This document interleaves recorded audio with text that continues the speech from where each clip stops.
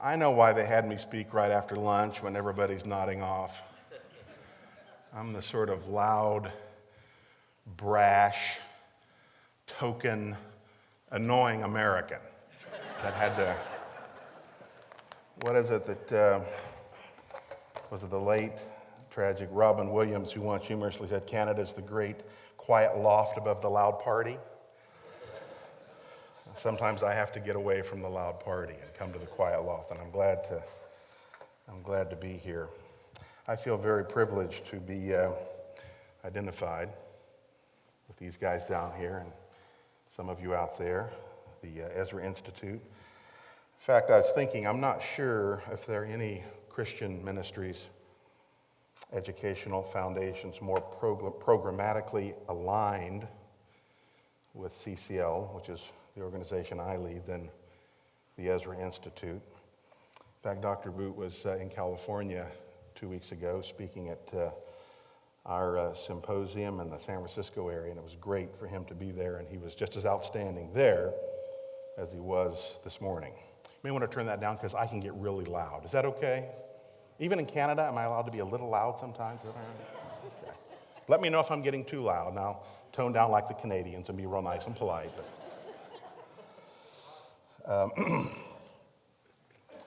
So today's theme is, some of you may want to take outlines. Pretty easy to take outlines when I'm speaking. I'll say first, second, third, the next point, and so on. Today's theme is social justice, but I'd like to step back and speak more broadly and sweepingly about the historical and cultural conditions that permitted social justice to emerge in the first place.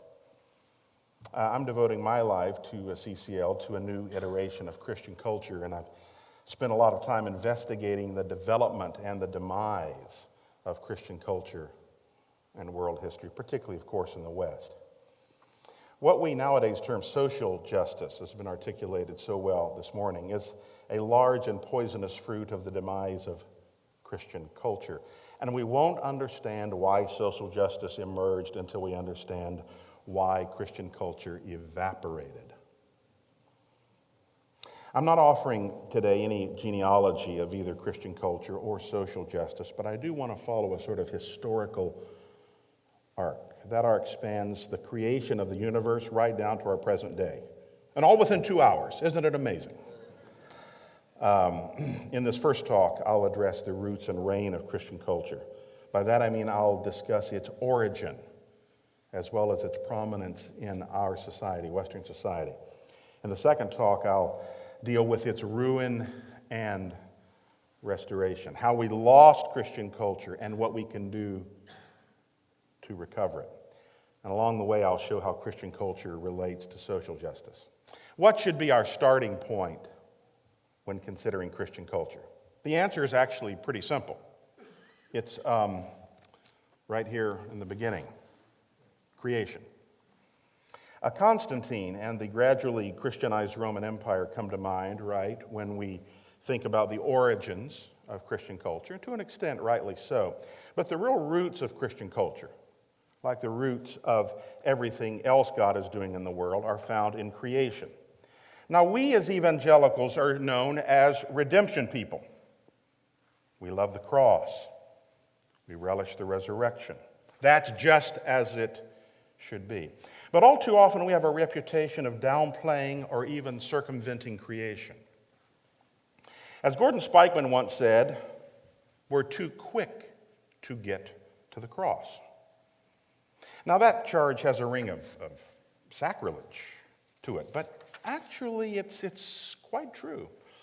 If we don't properly account for creation, we can't properly account for the cross. The cross and creation stand in a continuum in God's plan for humanity. And if we downplay creation, we'll soon miss the full reality of the cross. Just now, I'd like to touch on just several truths briefly about creation that are particularly pertinent to the rise of Christian culture. First, why did God create? Well, of course, for his own glory, like everything else, but we're wanting perhaps a more specific answer than that. The Bible doesn't give us one explicitly, but it does give us an implicit answer. Jesus, in the great prayer to his Father, recorded in John 17, requests that his disciples will know the communion that he and the Father know and knew from eternity. We read in Genesis that God came down to commune with Adam and Eve in the cool or the wind or the spirit of the day. Man was made in the first place for communion with God. We might say that the Blessed Trinity almost said to one another, we can almost hear them saying as we read between the lines in the Word, the ecstasy of our communion with one another, very God of very God, is so great that we need to share it. Let us make creatures in our own image so they can share with us this glorious communion. Isn't that a beautiful thought?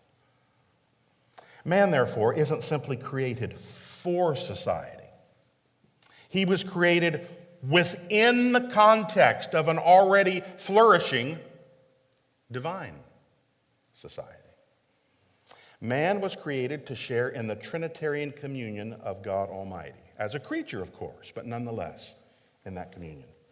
Man, therefore, is an inherently communal being. It's not good for man to be alone in terms of his horizontal relation. That's why God created the woman. But it's also not good for man to be alone in his vertical relation. Both man and woman were created for communion with the triune God. By implication, Christian culture, a godly culture, is rooted in the Trinity.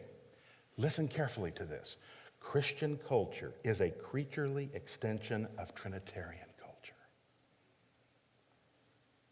Second, at the conclusion of each creation day, God declared, as recorded in Genesis 1, that his work was, audience response, his work was good.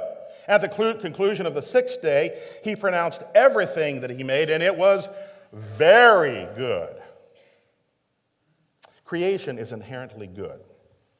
Now, what does this truth have to do with Christian culture? Simply this: the created universe is not man's problem. Creation is not a drag on man. It's not something that man needs to overcome. Now, likely the earliest heresy in the Christian church was Gnosticism. This heresy included the popular idea that the material universe, including man's body, is a prison, and that salvation is the escape. Materiality is evil, or at least undesirable. Now, in its most crass form, some people believe that the God of the material world is evil, and the God of the spiritual, defined as non-material world, is good.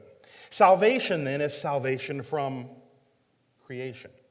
The fall is redefined as the fall from spirit into matter. Now, listen well. Newsflash. That's heresy. You can write that down. That is heresy. Okay? In philosophical terms, it understands the fall as metaphysical, not ethical. In other words, it sees the source of the great problems of the world in the corporeality of creation and not in the heart of man. Now, that's certainly a convenient argument, isn't it? The Bible teaches there's nothing inherently wrong about creation, but there's plenty wrong with the heart of man. God did curse creation for man's sake, but creation itself is not inherently sinful. It bears the marks of sin's pollution, but creation is not the problem. Now, how is this truth important for Christian culture? Simply this: if creation didn't cause the fall, getting rid of creation won't get rid of the effects of the fall. Moreover, since God's work in Jesus Christ on the cross is designed to redeem everything presently under the domain of sin. Did you get that? And since this includes creation, creation should be redeemed, and that is a part of the gospel. This means that all the elements of culture, including money and food and technology and education and the arts and politics, all presently burdened under the weight of sin, are designed and destined to be redeemed. Salvation isn't liberation from creation, it's liberation from sin. Third, although man was created for communion with the triune God, man was created to live obediently within the rest of God's creation. In fact, man's primary earthly calling is to exercise dominion or stewardship over God's non-human creation, all of it. Now, this commission is often called the cultural mandate. Interestingly, God decided not to directly oversee and steward this entire creation. Have you thought about that? He gave that responsibility to man. In other words, man is God's deputy in the world. Now, up until now, I've been using the term culture as though its meaning is self-evident. But I'd like to define it a little more specifically.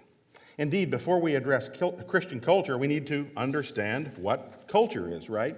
Culture, strictly defined, denotes those products of human interactivity with nature that reflect the self-conscious goal of human benefit: education, science, entertainment, technology, architecture, the arts, even such simple human products as meals, toys, personal grooming products, and we could go on and on. The category of culture introduces a sharp divide from nature or creation. We know that God created nature. It is his handiwork. God does not create culture, not directly, anyway. Creation is what God makes. Culture is what we make, John Frame says, and he's right. Culture is quite different from creation. Its distinctive trait is the human use of that creation for man's benefit. Culture is what we get when man intentionally employs creation for beneficial purposes.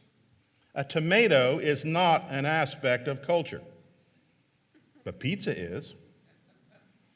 Oxygen is not an example of culture. An oxygen mask is.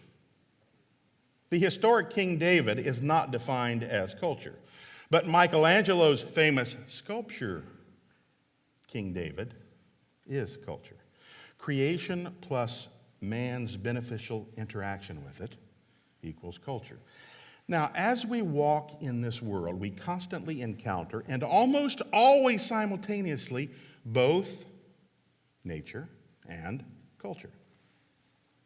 We confront pecan trees and cumulus clouds and the Rocky Mountains and dense fog and fox terriers and corn stalks and, in Canada, frigid winters. And most significant of all, other human beings created in God's image. Now, amid this nature we experience and create culture. Superhighways and smartphones and dog training schools and political elections and pecan pie and Michelangelo's David and jackhammers and shotguns and hearing aids and on down the line. Man acts on God's creation and produces culture. God's design is that godly people produce culture. But because of sin, sinful people now produce culture. Unbelievers in the post-fall world fulfill the cultural mandate no less than we believers do. This, in fact, constitutes the great conflict in our world. Two kinds of people with two very different spiritual natures and fundamentally conflicting convictions, both shaping the world, intentionally or not. Each of us, believer and unbeliever, approaches cultural tasks, education and politics, and science and the arts and music and technology, movie making, and all other cultural activity in two distinctively different ways. The issue can't be reduced to how Christians think and act versus how non-Christians think and act. Why? Well, because many Christians don't think and act like Christians. Have you noticed that? And to be honest, many non-Christians sometimes think and act like Christians. The actual issue is this: what does culture look like when both Christians and non-Christians are true to their basic spiritual condition? I'd like to suggest that in recent years, non-Christians have become more consistent with their basic spiritual condition than Christians have with theirs. It's not just that there are more unbelievers in the States and in Canada. There are more unbelievers who are self-consciously thinking and acting like unbelievers. And when they self-consciously think and act like unbelievers, and when there are a lot of them, they tend to create a non-Christian or even anti-Christian culture. Properly fulfilled, the cultural mandate means that Christians self-consciously create a culture in harmony with God's revealed will in His Word. When enough Christians do this in a society, they create a Christian culture. I love what Henry Meader says about culture. He says it's the execution of this divinely imposed mandate.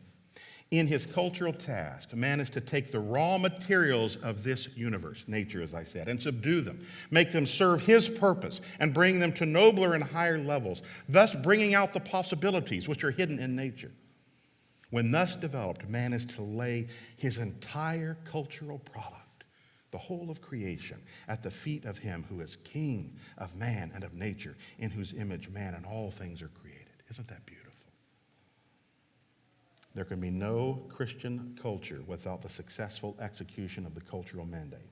Christian culture doesn't happen all by itself. Now, next point. We have an example, or at least a paradigm for Christian culture in the Old Testament. Now, I refer, of course, to ancient Israel. The Jews, of course, were God's uniquely chosen people in a way that no nation or culture subsequently ever could be. Look, if Joe can have his tea on a movie, can I have water during a talk? Is that okay? Man, I think I'm going to call that the thirsty video. That's what we can call it. No nation or culture, not Canada, not the United States, could be God's people in the way that Israel was. But it was a godly culture. We might even say, in a sense, a Christian culture in the broadest sense, since it anticipated the Messiah, and it was called to live according to God's revelation. And it did have, to some degree at least, the cultural mandate fulfilled within its borders. Two truths are especially germane to Christian culture as we consider ancient Israel. Number one, God gave a written propositional law by which to govern his people and his world. Now, this isn't a pleasant thought to many moderns. We live in a time of antinomianism. What does that mean, antinomianism? Lawlessness, not just in society, but also in the church. Whenever many evangelicals hear the term law, they immediately think of something harsh and something very oppressive. They think of law keeping as trying to win God's favor or eternal life by being virtuous. To be sure, people can pervert the law into these uses. But this is not how the law was intended to be used. No one who reads David's exaltation in Psalm 119 would ever say, if you've read Psalm 119, that the actual revelatory law, the law here, is burdensome and oppressive. Yes, Pharisees can turn the law into an oppressive burden by ripping it away from God's gracious purposes in his Son, Jesus Christ. But this is a perversion of the law. God's law is his gracious provision for holiness. And not simply holiness in our individual and private life, but holiness in society also.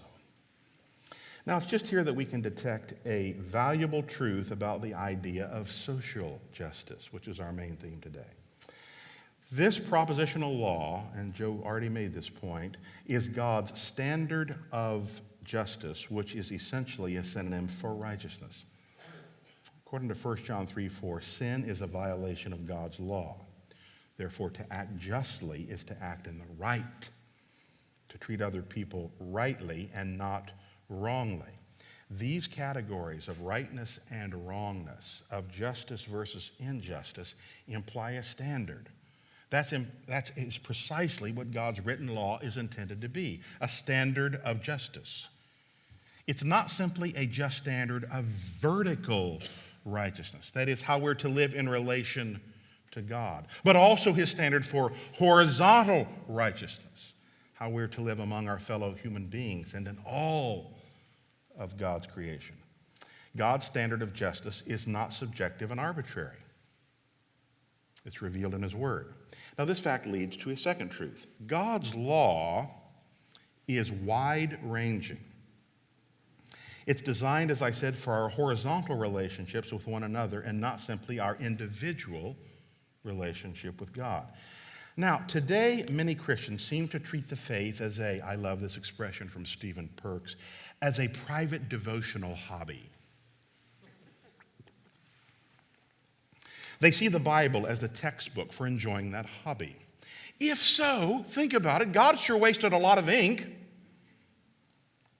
The fact is, the Bible is about a great deal more than our vertical relationship with Him, vital though that is. It's also designed to govern political arrangements, read it, and food consumption and economic transactions, and judicial courts, and art creation, and athletic contests, and clothing choices. Well, I never read that in the Bible. Well, if you would read the Bible, you would find that it's in there. You can find God's law governing all of these areas in the Bible. I'm not suggesting that every Old Testament law is applicable today. The laws designed to separate the Jews from the Gentiles have obviously been set aside. And of course, the laws of the sacrificial system have been fulfilled in Jesus Christ. Hebrews is quite clear about that. I am arguing, however, that it is foolhardy to suggest that God's universal standard of behavior, what we might want to call his propositional moral law, is to be limited to pious, private matters. That idea is obviously a fallacy. In addition, God's moral law is designed for all people and not only for God's people. This is an important point. We shouldn't be surprised, therefore, that in the Old Testament, God's moral law binds Gentiles and not only Jews.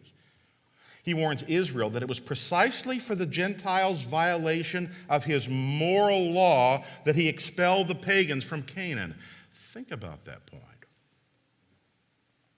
God inspired the Jewish prophets to indict the pagan Gentiles for their depravity right alongside the Jews. And if you don't believe that, read Isaiah 14 through 24. It's amazing. You want to see this litany in Isaiah? Start there and just read. Wow, talking to the Jews, and then he says the same things to these other surrounding nations. Truly remarkable. Consequently, God hasn't only given man a cultural mandate, he's also given man propositional revelation by which to fulfill that mandate. Christian culture is not a book with blank pages that we're invited to transcribe. Rather, it's more like an extensive outline of God's standards within which we are to act both obediently and creatively for his glory. So, when most people think about Christian culture, however, they have in mind the Roman Emperor Constantine, right?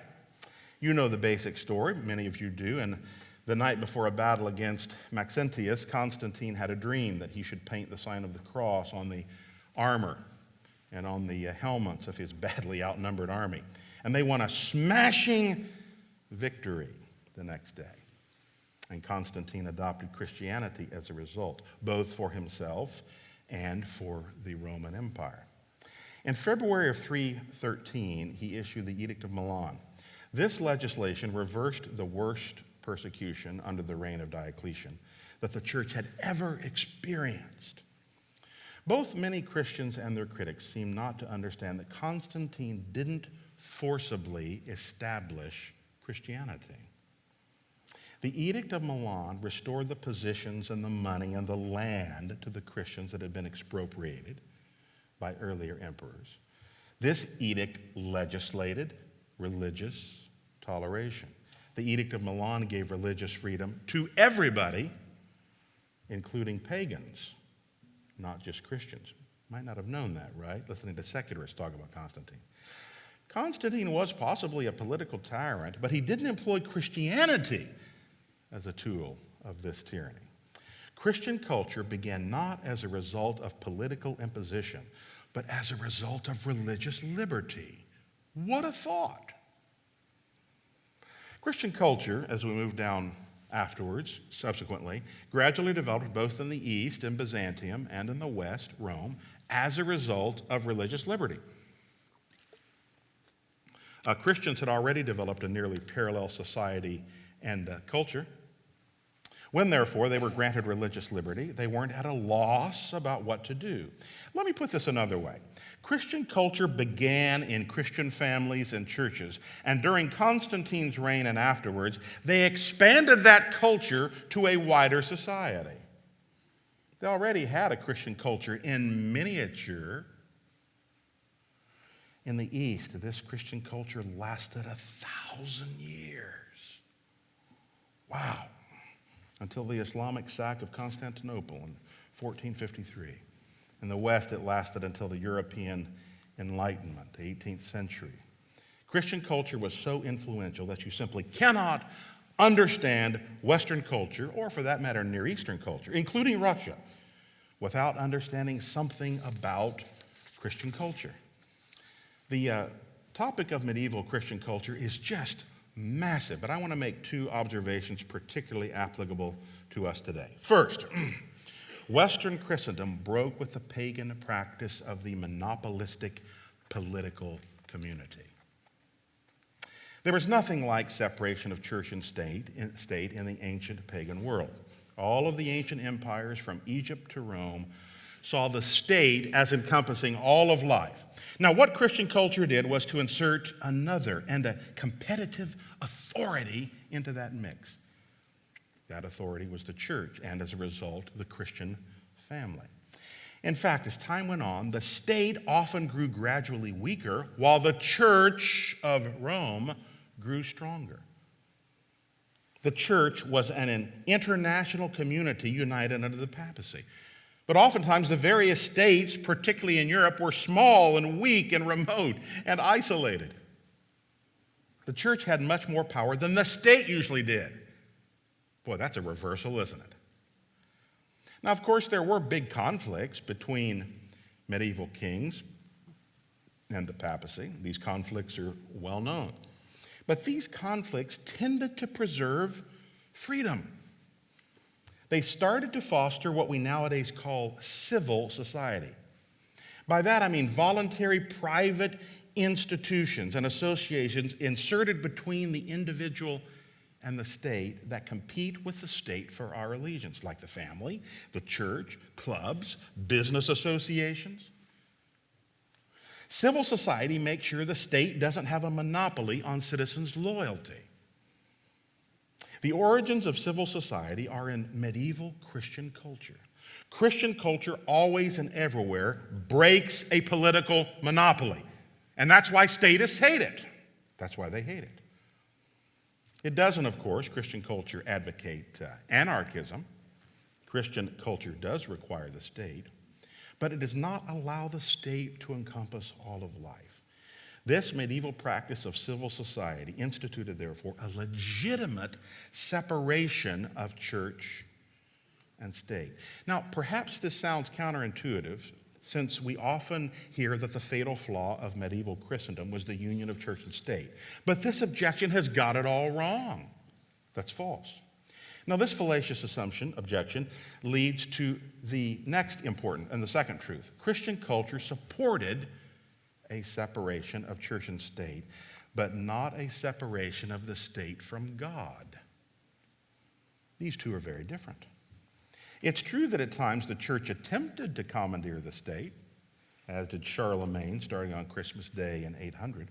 But in the medieval world, the conflict between the claims of the state and the church were almost perpetual. It was, in fact, this church-state conflict that destroyed the religious monopoly of ancient paganism. Now, today, critics of Christian culture are scandalized by the idea of a return to Christian culture because they claim that it will reunite church and state. They don't understand that you can have a Christian state without the political dominance of the church. Everybody awake? Still following me? The real issue is not a separation of church and state, which Christian culture supports, but a separation of the state from God, which Christian culture does not support. That is the real issue. All of life was designed to pay tribute to Jesus Christ as King of Kings and Lord of Lords. This, not separation of church and state, is the truly unifying feature of Christian culture. Now, the secular critics claiming that we who espouse Christian culture are trying to unify church and state, who say we're doing that, are wrong, and sometimes intentionally wrong. The smart ones, I mean, and there are a few smart ones. They know that we don't support Roman Catholics or Lutherans or Calvinists or Anglicans or Baptists or Pentecostals capturing and controlling the apparatus of the state. They know we're not trying to do that. That's not the issue, and that's never been the issue.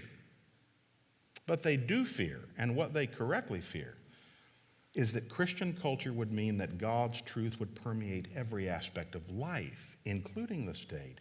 In other words, life would no longer be secular. That is what they fear. Now, you might also have inferred another reason that secularists deplore Christian culture. Most secularists are also statists. They believe that the state should engulf and monopolize all of life, just as the ancient pagan empires did. The state is their substitute for God. Politics is a form of secular providence. Christian culture would break the stranglehold of this state monopoly. You see, Christian culture is a form of monopoly busting. It doesn't establish a monopoly for the church, but it does destroy the monopoly of the state. It's this feature of Christian culture that secular statists find particularly irksome. A legitimate separation of church and state and a legitimate union of all of life under God's authority. These are two indispensable contributions that medieval Christendom made to Christian culture. Now, from here, we'll move on quickly, and I will be done, I promise, to the Protestant Reformation. Now, right away, we have to take account of the continuity at this point between Roman Catholicism and the Reformation. And yes, I'm a proud Protestant. At the time, both the Protestant reformers and their Roman Catholic opponents were quick to highlight the differences between the two communions and their respective theologies. Even today, partisans of each side stress and sometimes exaggerate those differences. But from our subsequent standpoint, we often see as many similarities as we do differences. In fact, I would say in many cases, many more similarities than differences. This is certainly the case with Christian culture.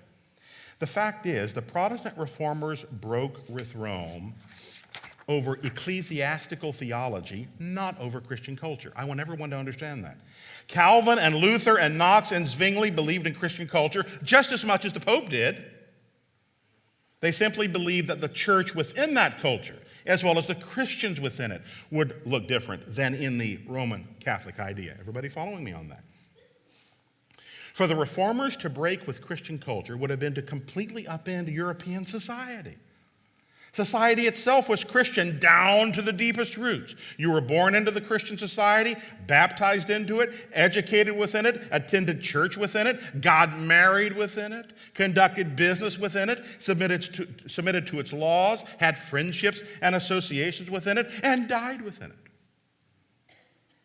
For the reformers to have broken with Christian culture would be akin to what Pol Pot and the Khmer Rouge did in Cambodia in 1975, completely reordered and revolutionized society. But the reformers were just that, reformers. They weren't revolutionaries. They inherited a Christian culture, and if anything, they wanted to improve and foster that culture, not diminish it or destroy it. In fact, they did improve and foster it. And here at the end, I'm going to mention a couple of ways, and we'll be done for this talk. First, they gradually developed a biblical society.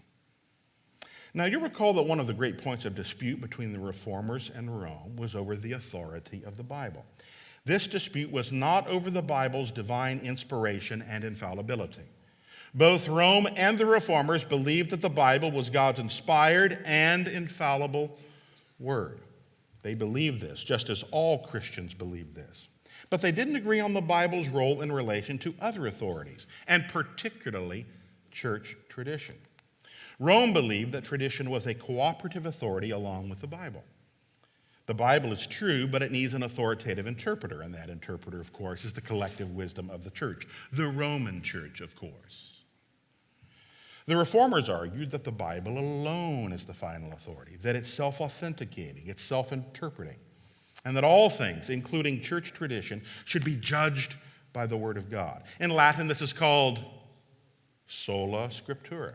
For the Roman communion, however, authority rested in a delicate relationship between the Bible and tradition. Now, say, okay, what about that, Andrew? Well, as it pertains to Christian culture, this meant that while the culture could not be specifically contra-biblical, it need not be founded on the teachings of the Bible. in the medieval world. And from Rome's standpoint, that's a good thing because Rome had long espoused have you heard of this? The nature-grace distinction? Okay. That is a distinctively Roman Catholic idea, that in nature or creation, God provides for man's direction in abundant ways, quite apart from any supernatural revelation. Grace, including salvation and the atoning work of Jesus Christ and in God's revelation in the Bible, is sort of the capstone to nature. The highest point. Nature's the foundation, and grace, we would say, is the superstructure. Man, sinful man, of course, is not made to live in life fully without grace, but he can live, and quite well, within nature apart from special revelation. In fact, nature is the natural, if I can say that, preparation for grace. You get supernatural grace in the church, but you can live pretty well without supernatural revelation outside the church. Now, to Rome, this doesn't mean you're living apart from God, but it does mean that you're living apart from the specific teachings of the Bible in your ordinary, everyday living. This, in fact, is what natural law is for. God's revealing himself in nature apart from Jesus Christ, apart from the Bible. This meant that in its broadest sense, medieval culture could be Christian without being biblical. The Protestant version of the nature-grace distinction is the two kingdoms theory, and it is equally erroneous. Alternatively, the Protestant view of sola scriptura required a modification in Christian culture. This is particularly true in the case with the Puritans. It meant that to be distinctively Christian, it wasn't enough to order society by appealing to the alleged universal truths of natural law that God gave. We need actually to go back to the Bible to find out what a society should look like. This meant, of course, turning back to the way of the Old Testament and the Jews as God's covenant people. It means that Christian culture is founded on special revelation and not on natural revelation. It meant biblical law and not natural law. It meant not just Christian culture, but a biblical Christian culture. I might say sola scriptura culture. Now, this was a valuable recovery. A number of the Puritans were, let us admit, wrong to think that their new commonwealth, especially thinking of New England, was a covenanted community in the sense that Israel was. But they weren't wrong to see in ancient Israel the basic revealed law of God in terms of which a society should be ordered. They understood that a consistently Christian culture needs to look to the Bible for guidance.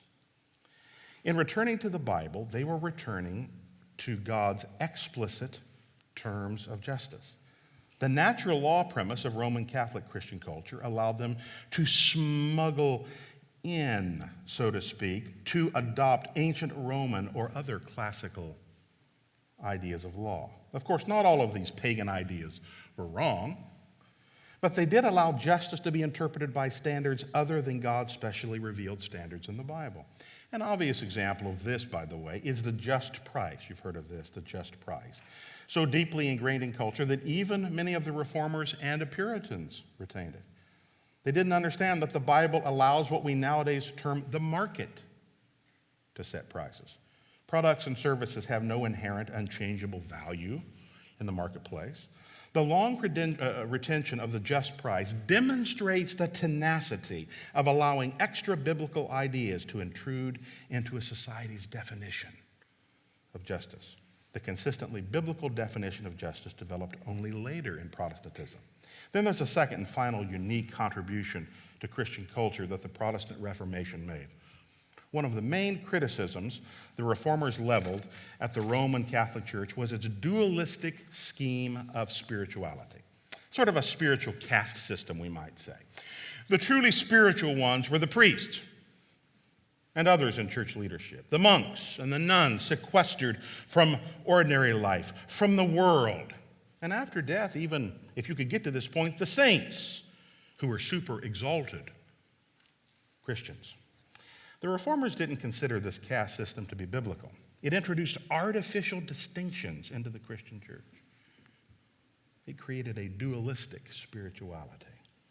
The priesthood was called to be entirely committed to God, but the laity could live a life of sort of mediocre commitment as long as they came to confession and Mass and paid money. The Reformers knew that Rome got this point all wrong. Every Christian should be a committed Christian. Every Christian should be and is a saint. And the only difference between church leadership and the laity is over giftedness, not over a qualitative level of spirituality. This meant that vocation itself could be and should be holy. The office of priest or the calling of a monk or a nun was not a higher or more spiritual calling than a jewel peddler or a shoe cobbler. We might call this the Protestant sanctification of vocation. Sanctification of vocation. And it had a profound effect on culture. It meant that the shoe cobbler or the wool merchant could look on his or her work as distinctively Christian. It wasn't simply that the culture itself is Christian, that's true, but every person's calling within that culture should be Christian. It was, in effect, the Christianization of all of life. Now, this sanctification of vocation is essential to a truly consistent Christian culture. Unfortunately, we evangelicals have developed our own version of spiritual dualism on this point, haven't we? You're allowed to say amen. In our own quarters, we have tended to exalt the work of the pastorate and missionaries and Christian day school teachers as somehow the Lord's work, while everything else is it's acceptable, but sort of like secondary. Oh, what do you do? Well, I cut down trees for a living. Oh, well, I'm studying to be a pastor. What do you do again? Well, I cut down trees for a living. Oh, okay.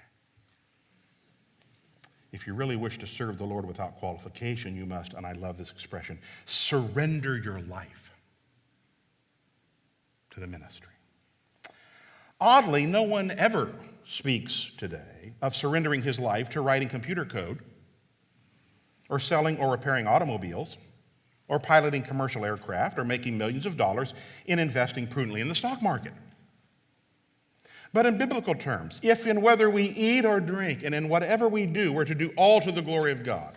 If God has called us to one of these vocations or another one outside the full-time ministry, we surrender our life to that vocation under God's authority. To the extent that we faithfully serve God in that vocation in terms of God's word, this is our highest possible calling. Now, it's not hard to grasp how this understanding enhances Christian culture. Since most of our cultural activities occur outside the church and full-time Christian service, sanctifying these non-full-time areas to God's glory advances Christianity in places outside the church or the Christian school. On the other hand, if we believe that genuinely committed Christianity happens only inside the church and in Christian day schools and universities and on the mission field, and we consider all work outside these areas to be Christian in only a tangential or secondary sense, we can't expect our culture to be especially Christian. Now, can we? In fact, this is why those evangelicals who hold this dualistic spiritual caste system are almost never proponents of Christian culture. They're content if the family and the church is truly Christian, and they believe that the rest of culture exists to support the Christian ministry. You cut down trees? Oh, yeah, you cut down trees? Give me your money because I'm doing the important work. In the words of Christian businessman Howard Amundsen, they are, I love this expression, Great Commission utilitarians. That's the sort of moniker he gave to Christian businessmen and women who believe that their only goal in making money is to support the church and build more and bigger churches and sell out more and more missionaries. They don't understand that making a lot of money for one's family and to influence numerous areas of life for Christianity is the calling of Christian businessmen and women as Christians. As Christians. In sanctifying vocation, the Reformation enhanced Christian culture by Christianizing all of life. These are two principal ways that the Reformation enhanced and improved Christian culture. In conclusion, Christian culture pervaded the West from basically 313 AD, at least it started then, to the 18th century European Enlightenment, and even longer here in North America. We owe to Christian culture the creation and or perpetuation of the hospital, the university, modern science, the exaltation of women, the legal protection of children, the separation of church and state, personal sanitation standards, the rights of minorities, free market capitalism, the separation of political powers, and finally, and far from least, religious liberty. That the Christian origins of these benefits are not more widely known is a testimony to the wide-ranging historical revisionism of the reigning secular myth of our times. In the next talk, I'll explain how that myth got started, how it succeeded, and what we can do to overcome it. Thank you very much.